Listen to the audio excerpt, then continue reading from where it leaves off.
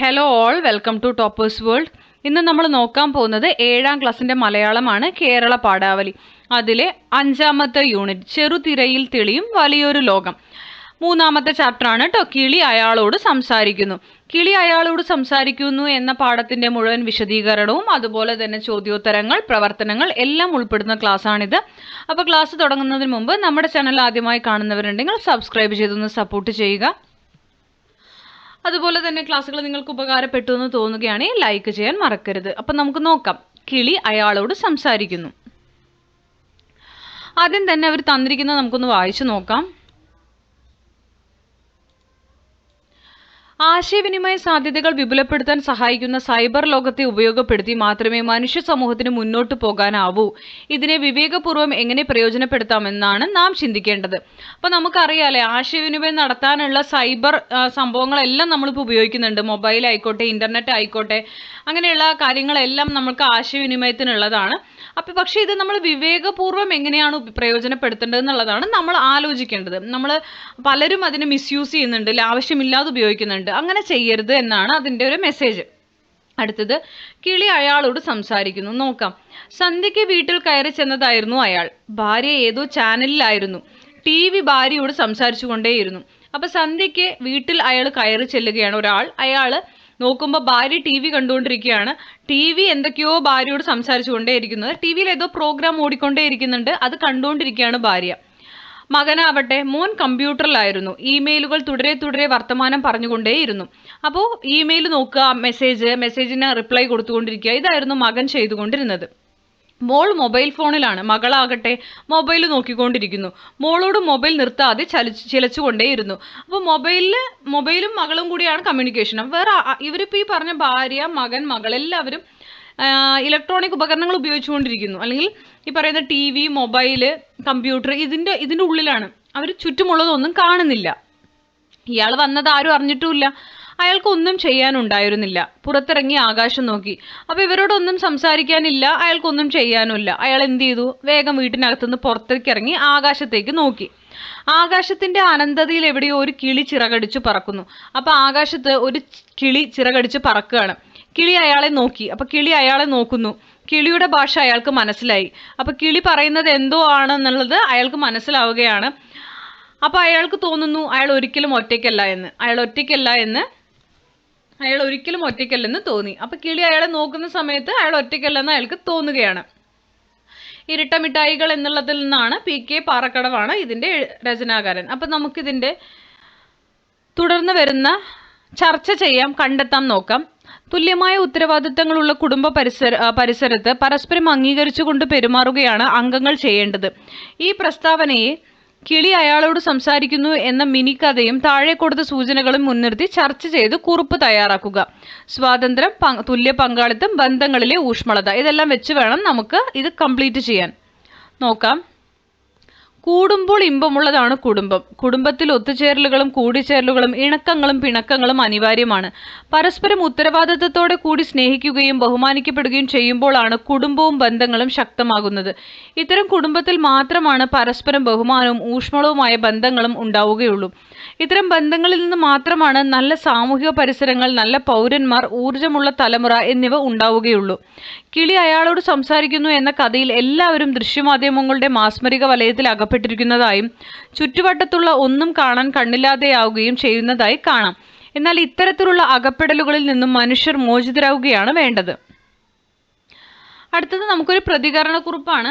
ആധുനിക സാങ്കേതിക വിദ്യയോട് മുഖം തിരിഞ്ഞു നിൽക്കുന്ന വ്യക്തിയാണ് ഈ കഥയിലെ നായകൻ. ഈ പ്രസ്താവനയോടുള്ള നിങ്ങളുടെ പ്രതികരണം ചർച്ച ചെയ്ത് കുറിപ്പെഴുതുക. ഇതാണ് ചോദ്യം കേട്ടോ. ഇത് അടുത്ത ചോദ്യമാണ്, ഇത് വേണ്ട. അപ്പം നമുക്ക് ആദ്യം പ്രതികരണക്കുറിപ്പ് നോക്കാം. എല്ലാ മനുഷ്യർക്കും ഒരുപോലെ സാങ്കേതിക വിദ്യകളെ കൈകാര്യം ചെയ്യാൻ കഴിയണമെന്നില്ല. സാങ്കേതിക വിദ്യകൾ ജീവിതത്തിൽ പ്രയോജനകരമാണെങ്കിലും സമൂഹത്തിലുമുള്ള എല്ലാ മനുഷ്യരെയും നാം പരിഗണിക്കേണ്ടതുണ്ട്. പരസ്പരം മനുഷ്യർ സംസാരിക്കുകയും ചെയ്യേണ്ടതുണ്ട് എന്ന തിരിച്ചറിവാണ് മനുഷ്യർക്ക് ഉണ്ടാകേണ്ടത്. ഇനി നമുക്ക് അടുത്ത ചോദ്യം വരുന്നത്, നിങ്ങൾക്ക് ഈ തന്നിരിക്കുന്ന ആമസോൺ ഒന്ന് വായിക്കുക. ശേഷം സംവാദം നടത്താം. മുകളിൽ തന്നിട്ടുള്ള കഥയും കിളി അയാളോട് സംസാരിക്കുന്നു എന്ന കഥയും താരതമ്യം ചെയ്ത് ടെലിവിഷന്റെയും മറ്റു മാധ്യമങ്ങളുടെയും ഗുണദോഷങ്ങളെക്കുറിച്ച് ക്ലാസ്സിൽ ഒരു സംവാദം സംഘടിപ്പിക്കുക. മേലെ തന്നിരിക്കുന്ന ആമസോൺ എന്ന കഥ വായിക്കുക, കിളി അയാളോട് സംസാരിക്കുന്നു എന്ന കഥയും വായിക്കുക. താരതമ്യം ചെയ്ത് നിങ്ങളൊരു കുറിപ്പുണ്ടാക്കണം. നോക്കാം. ഇന്റർനെറ്റും സാങ്കേതിക വിദ്യകളും ജീവിതത്തിന്റെ പുരോഗതിക്ക് ആവശ്യമാണ്. ഉയർന്ന വിദ്യാഭ്യാസത്തിനും വിദ്യാഭ്യാസത്തിന്റെ സാധ്യതകൾ, കണ്ടുപിടുത്തങ്ങൾ, മറ്റു യന്ത്രവൽകൃത ബിസിനസ് വികസനങ്ങൾ എന്നിവയ്ക്കും അവയുടെ പുരോഗതിക്കും സാങ്കേതിക വിദ്യകൾ വളരെ പ്രയോജനപ്പെടുക തന്നെ ചെയ്യും. എന്നാൽ ജീവിതത്തിന്റെ എല്ലാ അവസരങ്ങളിലും ഇന്റർനെറ്റിന് അടിമപ്പെട്ടും സാങ്കേതിക വിദ്യകളുടെ മാസ്മരിക ലോകത്തിന് അടിമപ്പെട്ടും ജീവിച്ചാൽ സമയവും നമ്മുടെ ജീവിതവും ലക്ഷ്യങ്ങളും ജീവിതത്തിന്റെ അടുക്കും ചിട്ടയുമെല്ലാം നമ്മുടെ പിടിവിട്ടു പോവുക തന്നെ ചെയ്യും. ഏതൊരു വസ്തുവിനും അതിൻ്റെതായ ഗുണവും ദോഷവും ഉണ്ട്. ജീവിതത്തിൽ ഒന്നിനും അടിമപ്പെടാതിരിക്കുക. അടുത്തത് സ്ക്രിപ്റ്റ് തയ്യാറാക്കാമാണ്. ഈ ബോക്സിലുള്ള നിങ്ങൾ വായിച്ചു നോക്കുക. മഴ പെയ്തു തീർന്നു, പക്ഷേ മാനം തെളിഞ്ഞിരുന്നില്ല. കട്ടിയായ ഇരുട്ടിൽ നക്ഷത്രങ്ങൾ തെളിഞ്ഞിരുന്നു. കുട്ടി തൊടിയിലേക്ക് വിരൽ ചൂണ്ടി ചിരിച്ചു. അച്ഛാ, നക്ഷത്രങ്ങൾ, നക്ഷത്രം പറക്കുന്നു. ഹായ്, എന്തു രസം. അച്ഛൻ പറഞ്ഞു, നക്ഷത്രമല്ല കുഞ്ഞെ, മിന്നാമിനുങ്ങ്, ഒരു തരം പുഴു.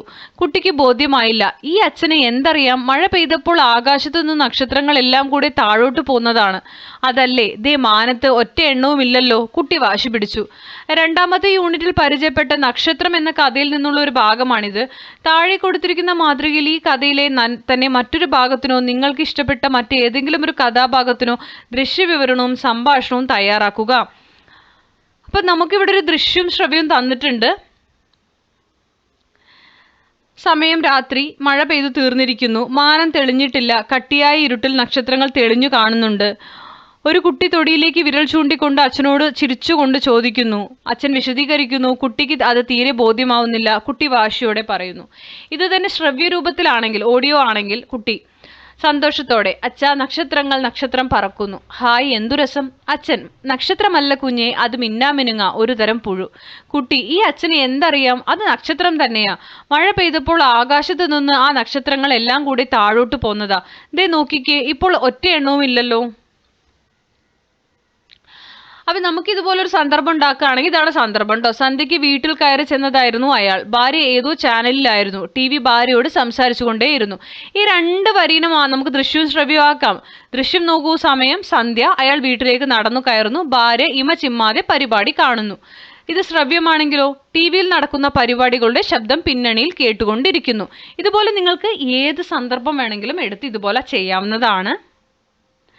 അടുത്തത് ഹ്രസ്വചിത്രം തയ്യാറാക്കുകയാണ്. ഇത് നിങ്ങൾക്ക് ചെയ്യാനുള്ളതാണ് കേട്ടോ. എന്നിട്ട് നിങ്ങൾ വാട്സപ്പിലോ ഏതാണോ നിങ്ങളുടെ സ്കൂൾ ഗ്രൂപ്പ് ഉണ്ടല്ലേ, അതിൽ പങ്കുവയ്ക്കാൻ തന്നിരിക്കുന്നതാണ്. ഇത് നിങ്ങൾ ചെയ്യുക, ഹ്രസ്വചിത്രം തയ്യാറാക്കേണ്ടത്.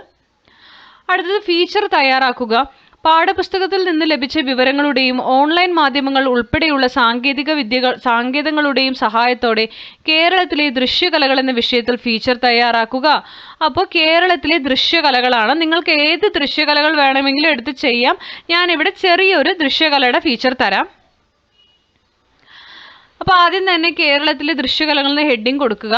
കേരളം കലകളുടെ കേന്ദ്രമാണ്. കേരളത്തിലെ കലകൾ കേരളത്തിന്റെ സംസ്കാരവും തനിമയും ഉൾക്കൊള്ളുന്നവയാണ്. ആദ്യം നമുക്ക് ഓട്ടൻതുള്ളൽ നോക്കാം. കുഞ്ചൻ നമ്പ്യാർ ആവിഷ്കരിച്ച ജനകീയ കലാരൂപമാണ് ഓട്ടൻതുള്ളൽ. സാധാരണക്കാരന്റെ കഥകളി എന്നും ഓട്ടൻതുള്ളൽ അറിയപ്പെടുന്നു. നർമ്മവും ആക്ഷേപഹാസ്യവും സാമൂഹിക വിശകലനവും എല്ലാം ചേർത്ത് ആകർഷകമായി രചിച്ച പാട്ടുകൾ ബഹുജനങ്ങൾക്ക് ആകർഷകമാം വിധം ചടുല നൃത്തമായി അവതരിപ്പിക്കുകയാണ് ഓട്ടൻതുള്ളലിൽ. ലളിതമായ വേഷവും നാടോടി സ്വഭാവമുള്ള അംഗചലനങ്ങളുമാണ് തുള്ളലിന്. മിക്കപ്പോഴും ക്ഷേത്രത്തിനു പുറത്താണ് അവതരിപ്പിച്ചിരുന്നത്. ചാക്യാർ കൂത്തിനു പകരമായി ആണ് ഓട്ടൻതുള്ളൽ കുഞ്ചൻ നമ്പ്യാർ അവതരിപ്പിച്ചത്. അന്നത്തെ സാമൂഹിക സാമ്പത്തിക വ്യവസ്ഥയ്ക്കും മുൻവിധികൾക്കും എതിരായ ഒരു പ്രതിഷേധമായിരുന്നു ഓട്ടൻതുള്ളൽ. നിറപ്പകിട്ടാർന്ന വേഷങ്ങൾ അണിഞ്ഞ ഒരു കലാകാരൻ ഒറ്റയ്ക്ക് തുള്ളൽ പാട്ടുപാടി നൃത്തം ചെയ്യുകയും അഭിനയിക്കുകയും ചെയ്യുന്നു. കഥകളി കേരളത്തിന്റെ തനതായ ദൃശ്യകലാരൂപമാണ് കഥകളി. രാമനാട്ടം എന്ന കലാരൂപം പരിഷ്കരിച്ചാണ് കഥകളി ഉണ്ടായത്. കഥകളിയിലെ കഥാപാത്രങ്ങൾ പ്രധാനമായും പച്ച, കത്തി, കരി, താടി, മിനുക്ക് എന്നിങ്ങനെയുള്ള വേഷങ്ങളായാണ് അവതരിപ്പിക്കപ്പെടുന്നത്. ശാസ്ത്രക്കളി, ചാക്യാർകൂത്ത്, കൂടിയാട്ടം, കൃഷ്ണനാട്ടം, അഷ്ടപതിയാട്ടം, ദാസിയാട്ടം, തെരുക്കൂത്ത്, തെയ്യം, തിറയാട്ടം, പടയണി തുടങ്ങിയ ക്ലാസിക്കൽ നാടൻ കലാരൂപങ്ങളുടെ അംശങ്ങൾ കഥകളിയിൽ ദൃശ്യമാണ്. 17-18 നൂറ്റാണ്ടുകളിലായി വികസിതമായ ഈ കലാരൂപം വരേണ്യ വിഭാഗങ്ങൾക്കിടയിൽ മാത്രം ഒതുങ്ങി നിന്നിരുന്നുവെങ്കിലും 20-ാം നൂറ്റാണ്ടിൽ മഹാകവി വള്ളത്തോൾ അടക്കമുള്ള ഉൽപ്പതിഷ്ണുക്കളുടെ ശ്രമഫലമായി ഇന്ന് ലോകപ്രസിദ്ധി കൈവരിച്ചിരിക്കുന്നു. ഇതുപോലെ തന്നെ നിങ്ങൾക്ക് എല്ലാം എഴുതാട്ടോ. ഇതിപ്പോൾ കഥകളി, ഓട്ടംതുള്ളലേ ഉള്ളൂ. നിങ്ങൾക്ക് ചാക്യാർകൂത്തോ തെയ്യം അതെല്ലാം വെച്ച് നിങ്ങൾക്ക് എഴുതാവുന്നതാണ്. അപ്പോൾ ഇത്രയുമാണ് നമ്മുടെ ഇന്നത്തെ ഈ ക്ലാസ്സിൽ ഉൾപ്പെടുത്തിയിരിക്കുന്നത്. അപ്പോൾ ക്ലാസ്സിൽ ഇഷ്ടപ്പെടുന്നെങ്കിൽ ലൈക്ക് ചെയ്യുക, ഷെയർ ചെയ്യുക, സബ്സ്ക്രൈബ് ചെയ്യുക, തുടർന്നും വാച്ച് ചെയ്യുക, നിങ്ങളുടെ കമൻറ്റുകൾ അറിയിക്കുക. Thank you for watching.